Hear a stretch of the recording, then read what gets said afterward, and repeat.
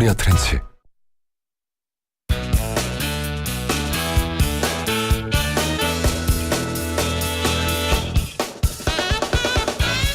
네, YTN 뉴스파이팅 배승입니다. 3부 시작하겠습니다. 자, 어제 재보궐선거 있었죠. 2대2 이변 없는 텃밭 승리, 이런 평가들이 나오고 있습니다.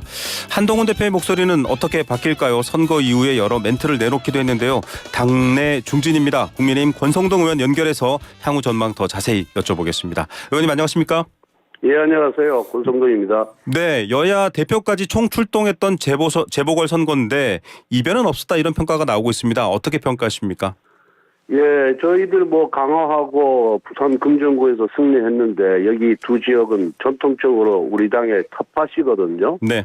그래서 방어를 잘했다 이렇게 생각이 들고, 다만 정부 여당의 지지율이 저조하기 때문에 뭔가 거기서 이변이 일어나는 것인가 안 하는 것이 아닌가 하는 우려가 있었는데, 네네. 여하튼 해당 지역 국회의원들이 공천을 잘했고 또 선거 캠페인을 잘 벌였고 또 네. 당 지도부도 나름의 역할을 해서 방어를 잘 했다 생각합니다.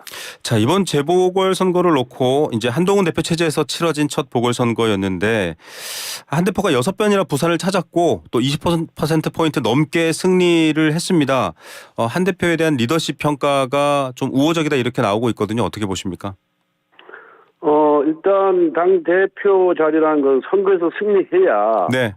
이제 좋은 평가를 받는데 두 곳에 승리했지만은 일단은 방어를 잘 했기 때문에 네네. 좋은 평가를 받을 것이라고 생각하고, 만약에 선거에서 패배했으면은 또 다른 비판이 나올 수 있었는데 네네. 그거를 봉쇄할 수 있었던 점에 대해서는 한 대표한테 유리한 국면이 형성됐다 이렇게 보고 있습니다. 이 윤희련 부산 금정구청장 당선자죠. 이분이 확실히 되자 이 한동훈 대표가 이런 얘기를 SNS에 올렸습니다. 국민들께서 국민의힘과 정부가 변화하고 쇄신할 기회를 주신 것, 국민의 뜻대로 정부 여당의 변화와 쇄신을 이끌겠다. 이 말의 의미는 어떻게 평가하십니까? 지금 정부 여당의 지지율이 사상 최저 아니겠습니까? 네. 그리고 정부도 변해야 되고 당도 변해야 되는 그거는 모든 국민들이 원하는 것이고, 네. 또 의원들을 비롯해서 당원들도 그 변화를 하라고 한동훈 대표에게 62%의 그런 지지율로 몰아줬거든요. 예. 그래서 그 변화를 하는 데 있어서 그 변화의 방법, 그 길을 한동훈 대표가 잘 찾으면서 지혜를 발휘해야 될 거다 이렇게 생각합니다. 선거 기간 중에 김건희 여사와 또 대통령실을 공개적으로 문제 제기하면서 좀 변화와 쇄신을 요구하는 발언들을 많이 했잖아요. 이게 좀 선거에 영향을 미쳤을까요? 선거와는 별개의 문제일까요? 어떻게 판단하십니까? 글쎄, 그 지역 선거, 지방 일꾼 뽑는 선거 아니겠습니까? 네네. 그래서 이런 중앙 정치가 그 지방 선거에, 특히 국회의원 선거도 아니고, 네네. 행정기관의 장을 뽑는 그런 선거였기 때문에 네네. 저는 큰 영향을 미쳤으리라고 생각은 하지 않고 있습니다. 네. 강서구청장 보궐선거 같은 경우 좀 정치적 여파가 있었다, 이런 평가도 있거든요. 이번 선거는 그렇지 않다, 이런 입장이신가요? 아니, 그게 아니라 이제 강서구청장 선거는 총선을 앞둔 네. 그런 어떤 전초전의 그런 성격이었고, 이건 총선이 끝난 후에 지방의 그런 지방 행정기관의 수장을 뽑는 그런 선거였기 때문에 네네. 그때와 지금과는 좀 상황이 다르지 않나 이렇게 보고 있습니다. 예, 좀 한동훈 대표가 김 여사 문제를 계속 공개적으로 얘기하는 것에 대해서 좀 문제가 있다, 이런 입장도 있는 걸로 알고 있어요. 어떤 부분이 가장 좀 문제라고 보십니까? 그러니까 정치적 문제 중에서 이제 공론화해서 해결될 문제가 있고, 물밑에서 설득이나 조율을 통해서 해결할 문제가 있다, 저는 그렇게 생각을 하고 있거든요. 네. 그래서 언론이나 당 지지자들이 김 여사 활동 자체라든가 소위 여사라인 교체 이런 거 주장할 수 있다고 봅니다. 네. 그런데 이게 이제 결국 한 대표나 그 측근들은 문제를 제기하는 사람이 아니라 문제를 해결해야 되는 사람이거든요. 네. 그래서 저는 이런 부분에 있어서는 공개적인 비판보다는 직접 만나서 선택하는 것이 더 좋은 방법이 아니었겠냐 이런 생각이 들고, 또 예. 실제로 또 독재를 앞두고 있었잖아요. 네네. 독재를 앞두고 있는데 그렇게 공개적으로 압박을 가하는 모습이 결국은 문제 해결하는 데 큰 도움이 될 것인가, 이런 점에 있어서는 저는 좀 다른 견해를 갖고 있습니다. 문제 해결해야 될 사람들이 문제 제기하면 되냐 이렇게 권성동 의원께서 말씀하셨는데 친한계 의원이라고 좀 표현하겠습니다. 친한계 쪽에서는 비공개로 지적하면 개선이 안 되지 않느냐 약간 이런 뭐랄까요 그건 불신이 대화도 있는. 나눠보지도 않고 네네. 대통령하고 직접 대화도 나눠보기 전에 네네. 미리 안 될 것이라고 지레 짐작하고 그렇게 비판하고 공격하는 것이 과연 같은 당의 일원으로서 올바른 방법인가 네. 그리고 당 지도부로서 올바른 방법인가에 대해서는 저는 생각을 달리하고 있습니다. 예, 알겠습니다. 이 한동훈 대표가 김 여사 라인 언급하면서 한남동 7인방 이런 표현들을 썼습니다. 뭐 김대남 전 행정관의 녹취록에서도 좀 관련된 이슈들이 떠올랐는데 의원님께서는 오히려 지금 또 도곡동 7인회부터 정리해라 이렇게 좀 응수를 놓으면서 굉장히 강경하게 말씀하셨거든요. 그 뒷배경 좀 설명 더 해주시죠. 뭐 특별한 뒷배경이 있는 것이 아니라 네. 뭐 이제 그 소위 친한계 인사들이 뭐 용산에 간신 몇 명 있네 뭐 한남동 7인회니 5인회니 10인회니 뭐 또 십상시도 이렇게 하면서 일부 무슨 유튜버나 일부 언론이 제기한 의혹을 그대로 인용하면서 이제 용산을 비난했잖아요. 네.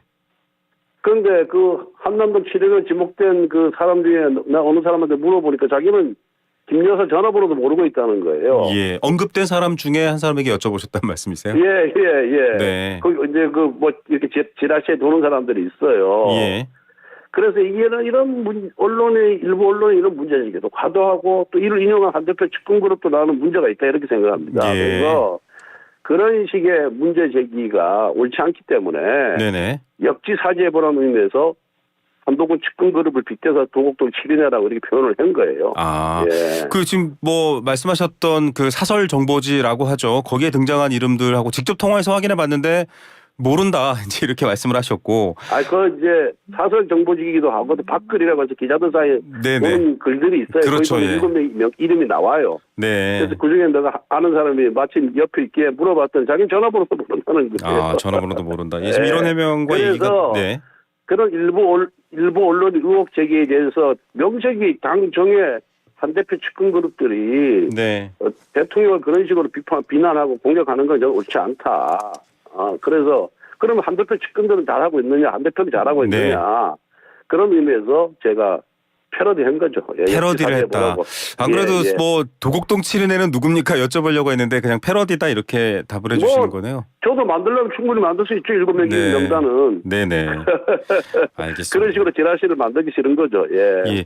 뭐 이런 얘기가 일단 이렇게 나오는 과정에서 실제로 좀 사저에서 목격한 경우가 있다. 뭐 자주 보이던 분인데 어느새 행정관에 가 있더라. 이런 평가들이 있거든요. 이런 부분은 국민들이 그대로 받아들이시면 오해를 할 수 있습니다. 어떻게 해명하시겠어요? 아니, 선거 때 캠프에서 열심히 활동한 사람들, 그리고 그 후보 부부를 직간접으로 도왔던 사람들, 이런 사람들이, 대통령실에 들어가는 거는 자연스러운 수순 아닌가요? 네. 그럼 모든 후보들이 다 그렇게 했습니다. 과거에 네. 뭐 김영삼, 김영삼의 가신이라 그랬지 않습니까? 네. 그런 분들이 다 대통령실에서 근무를 했어요. 그런데 거기서 보이던 분들이 역할을 안 하고 들어간 거면 문제가 있겠지만은 다 나름의 역할을 제가 캠프의 좌장 역할을 했지 않습니까? 네네. 역할을 다 했어요. 했던 친구들이 지금 용산에 가서 근무를 하는 겁니다. 네. 그런데 그런 식으로 말도 안 되는 비판을 하는 거는 저는 옳지 않다. 특히 그것도 우리 정부 여당이 같은 편 아닙니까? 예. 같은 편끼리 그런 식으로 비난하고 비판하는 거는 결국은 정부 여당의 일체를 위해서라든가 또 앞으로 나아가는 방향을 위해서 바람직스럽지 않다는 것이 제 생각입니다. 예. 사실 뭐 워낙에 이른바 윤석열 대통령의 핵심 관계자 이런 표현에서 권성동 의원님이 자주 언급됐기 때문에 내가 캠프에서 좌장으로 다 봤는데 이 얘기시네요. 예. 네, 알겠습니다. 예. 지금 그러면 독대 또 혹은 면담 이렇게 좀 표현도 다릅니다만 예. 언제 열리는가도 궁금하고요. 이게 이런 상황이면 지금 독대에서 구체적인 진전이나 뭔가 변화에 대한 어떤 메시지가 나올까 우려가 많습니다. 글쎄, 뭐 저도 그 우려를 하는 사람 중에 하나인데 왜냐하면은 사전에 워낙 그 대통령 부부에 대한 그런 비판 비난이 당 지도부에서 나와가지고 당 대표가 이렇게 해서 네. 과연 사람이라는 게 감정의 동물 아니겠습니까? 네. 아무리 이제 중요 사안은 이성적으로 판단을 해야 되지만은 그래서 좀 이 면담 내지 독재를 앞두고는 서로에 대한 좀 비판을 자제하는 게 필요하고 네. 또 용산도 그렇고 한 대표도 그렇고 상대에 대한 대해서 좀 톤다운 해야 된다, 저는 그렇게 생각을 하고 톤다운 있습니다. 해야 된다. 네. 예, 근데 제가 이 시점에서 한번 말씀드리고 싶은 거는 네. 지난 전당대회에서 우리 한동훈 대표 63% 지지를 받았어요. 네. 이 당원들이 뜻은 한동훈 대표가 대통령과 맞서서 싸워라, 차별하라는 얘기가 아니고 네. 대통령과 함께 정부와 여당을 바꿔달라는 그런 의미였거든요. 예. 그런데 전당대회 이후에 지금 한동훈 대표가 용산과 각을 세웠어요. 네네. 그런데 지지율이 올랐으니까 오히려 떨어졌거든요. 네. 그래서 다시 한번 이 당원들의 63% 의미, 이걸 되새겨가지고 당정화합을 위해서 좀 같이 좀 노력을 해줬으면 하는 것이 그 당원의 한 사람으로서의 바람입니다. 전당대회 결과의 의미는 변화인데 이 정부와 여당이 함께 변화하라는 의미다. 대통령실을 그렇죠. 공격하지 말라 서로 이런 말씀이죠. 싸우고 차별하는 의미가 아니고 네. 예, 함께 노력해서 변화의 모습을 통해서 국민들의 지지율을 회복하라는 그런 의미로 한동훈 대표에게 표를 몰아준 것이거든요. 예. 그러면 그 길로 가는 방법이 뭔지에 대해서는 좀 더 심사숙고할 필요가 있다, 이렇게 생각합니다. 결국은 뭐 대통령과 한동훈 대표가 만나는 그 순간에 좀 지금 말씀하셨던 여러 가지 상황들이 합의되거나 좀 뭔가 국민에게 메시지로 나와야 되나요? 아니면 그 전에 좀 뭔가 물밑에서라도 좀 다른 변화가 시도돼야 되나요? 뭐 그거야 지금 뭐 아마 물밑에서 이 당 대표실하고 용산의 비서실하고 물밑에서 뭐 대화가 있지 않겠어요? 네네. 그런데 하루아침에 만나가지고 이견이 금방 해소되지는 않을 거다, 이렇게 생각을 들고 한 번이 아니라 한 번에 안 되면 두 번 또 세 번 이렇게 만나서 의견을 조율할 필요가 있다고 생각합니다. 예, 한 번에 뛰어오르기엔 좀 갭이 있기 때문에 좀 더 여러 시도가 필요하다 말씀해 주셨고, 지금 뭐 온통 뉴스를 뒤엎는 게 명태균 씨의 발언과 관련된 보도 의혹입니다. 이분 말 한마디 한마디에 지금 굉장히 많은 사람들이 소환되는데 의원님 이름도 잠시 나왔습니다. 따봉이라고 이른바 알려진 얘기를 하면서 그 이름도 살짝 등장했는데 이분이 이름이 호명될 때마다 좀 지금 여건이 곤혹스러운 상황입니다. 글쎄요, 저는 뭐 그 명태균 씨란 그 사람을 한번 본 적도 없고, 네네. 대화를 나눠본 적도 없고, 뭐 메시지를 교환해 본 적도 없습니다. 예. 그런데 왜 뭐 그분 그 발언 속에 제 이름이 나왔는지는 잘 모르겠는데, 예. 여하튼 그런 뭐 저는 그렇습니다. 저도 뭐 국회의원 처음 출마했을 때도 그렇고 모든 사람들이 처음 출마해 보면은 여러 사람들이 와서 선거 전략이라든가 선거 방법, 뭐 구도, 캠페인 방법 이런 걸 다 알려주거든요. 네.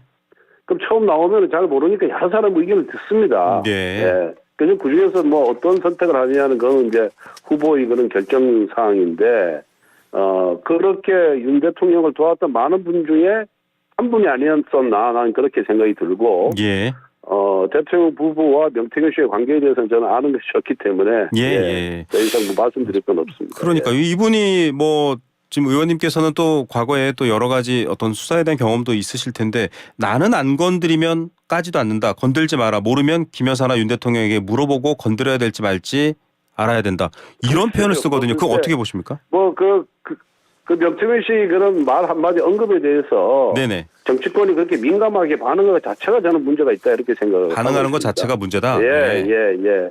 그건 뭐 알아서 그런 게 해결할 문제고. 예. 뭐 그다음에 제가 경선 캠프 때는 이제 총괄 본부장 역할을 했고, 네. 또 본선에서는 사무총장을 했는데, 저는 뭐 그때도 명태균 씨랑 이름 숫자조차 들어본 적이 없고, 또 그분이 뭐 어떤 선거 전략이라든가 선거 캠페인이라든가 뭐 이런 부분에 대해서 얘기했다는 얘기를 들어본 적이 없고, 그분의 영향을 받아서 무슨 선거 전략을 수립하거나 선거 캠페인을 전개한 본 적도 없습니다, 저는. 예. 직접 선거 과정에서 본 적이 없다. 대통령 부부하고 소통했을지 모르지만은, 네네.